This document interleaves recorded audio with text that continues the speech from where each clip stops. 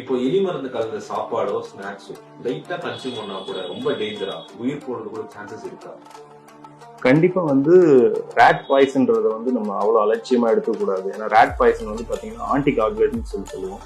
இது zinc phosphate, புரோமத்திலின் அந்த மாதிரி கெமிக்கலா இருந்ததுன்னா ரொம்ப ஃபாஸ்டா நம்மளை சாகடிச்சிடும். ஏன்னா இது எந்த மாதிரி அப்படின்னா, ஒன்ஸ் இன்டேக் பண்ணிட்டோம் அப்படின்னா பாடிக்குள்ள இருக்கிற விட்டமின் கே பாத்தீங்கன்னா ப்ரொடியூஸ் பண்றதை ஃபர்ஸ்ட் பிளாக் பண்ணும். ஸோ அப்படி பிளாக் பண்ணதுக்கு அப்புறம் இன்டர்னல் ப்ளீடிங் நடக்கும். ஏன்னா இந்த ஆன்டிகாகுலன்ட்ன்றது ரொம்ப மோசமான ஒரு கெமிக்கல். அதாவது அந்த ஃபார்முலாவே ரொம்ப கஷ்டம். ஏன்னா அது ரொம்ப ரேரா தான் நம்ம யூஸ் பண்ணணும். அந்த மாதிரி தான் இந்த பாடிக்குள்ள அது ரியாக்ட் பண்ணும்.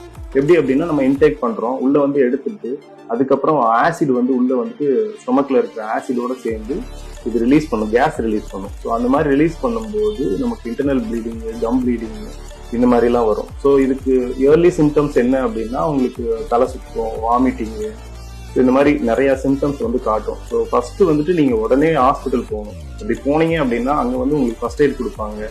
அதே மாதிரி விட்டமின் கே இன்ஜெக்ஷன்ஸ் இந்த மாதிரி எல்லாம் அப்ளை பண்ணுவாங்க. அங்க இருக்கிற ஸ்பெஷல் ட்ரீட்மெண்ட் என்னவோ அதை அவங்களுக்கு கொடுப்பாங்க.